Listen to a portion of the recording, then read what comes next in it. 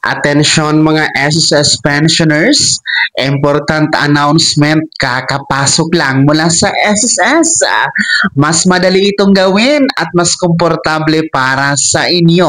Pag-uusapan natin dito sa video. Hold up.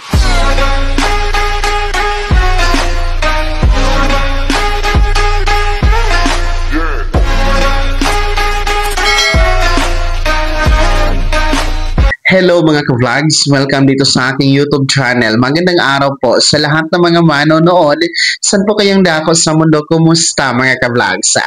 Eto mga pensionado ni SSS, important anunsyo kakapasok lang mula sa SSS kung saan mas madali ito para sa inyo at mas mabilis. Less hassle.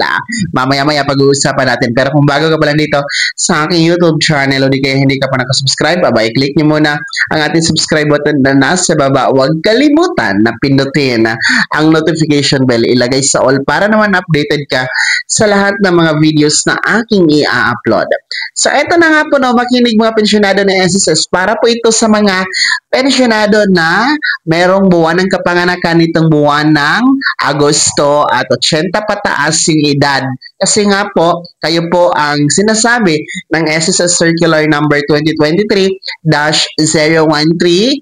na kailangan magpa-akop, kailangan required mag-akop during the birth month. Gaya nito, buwan ng Agosto, kung birth month ninyo po ito, ay kailangan kayo magpa-akop. Required talaga. That is compulsory, mga ka-vlogs. So, ang kagandahan dito, kakapasok lang, anunsyo, mula sa SSS, ay maaari na kayong mag-set ng appointment para sa inyong pag-comply ng AKOP, gamit lamang ang inyong my.sss account.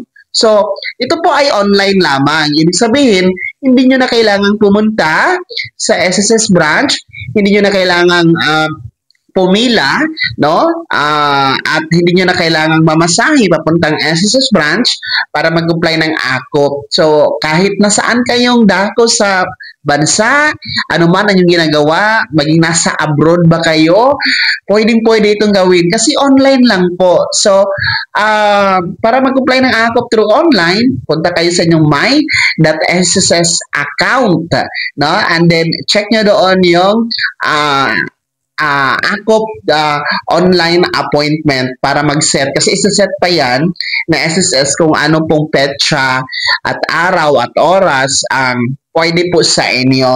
So, mag-confirm naman po yan through your email address kung ano po yung confirm na AKOP video conference schedule ninyo mga pensionado. So, ito na lang po ang gawin ninyo, kasi kaysa naman pumunta kayo sa mga branch ng SSS, pipila pa kayo, ang init-init ng panahon, or yung iba, binabaha pa, masama yung panahon. So, kahit nasa bahay lang kayo, nasa negosyo kayo, nasa trabaho kayo, nasa ibayong dagat kayo, you can comply your SSS AKOP through video conference lamang gamit ang inyong my.sss account. So, gawin nyo na lang po yan. Anyway, nasa August 5 pa naman po tayo ngayon and until August 31 pa naman po ang ating AKOP compliance schedule. Para tuloy-tuloy ang pagtanggap ng buwan ng pensyon kay SSS at hindi ito mapuputol mga ka-vlogs, please comply your AKOP. Talagang required talaga ito sa mga merong buwan ng kapanganakan nitong Agosto at may edad na 80 pataas, whether you are a retirement, survivor, or total disability pensioners. Kaya naman mga SSS pensioners, ano po yung komento at reaction sa balitang ito? Pabor po ba kayo dito o mas maganda po ba itong anunsyo ngayon ng SSS na maaari nang mag-set ng online appointment gamit ang my.sss account sa pag-comply ng AKOP? i-comment nyo po sa comment section na nasa baba. Pakilikit ng buong pangalan at kung taga saan kayo. Bago ako magtapos sa video na ito, kung gusto niyo po sumuporta sa aking YouTube channel, maaari niyo pong i-click ang ating super text button na nasa baba. Sa mga gusto mong miyembro, pwede i-click nyo lang ang ating join button. Maraming perks dyan mga ka-vlogs. Be my member now. Sana naging gabay ang video na ito at paano na pag-uusapan natin ang mga mahahalagang bagay-bagay na may kinalaman sa pagiging miyembro, beneficiaryo at pensyonado sa SSS. Kung hindi ka pa nakasubscribe dito sa aking YouTube channel, maaari nyo nang i-click ang ating subscribe button na nasa baba. Huwag kalimutan na pindutin ang notification bell. Ilagay niyo po sa all para naman updated ka sa lahat ng mga videos na aking i-upload.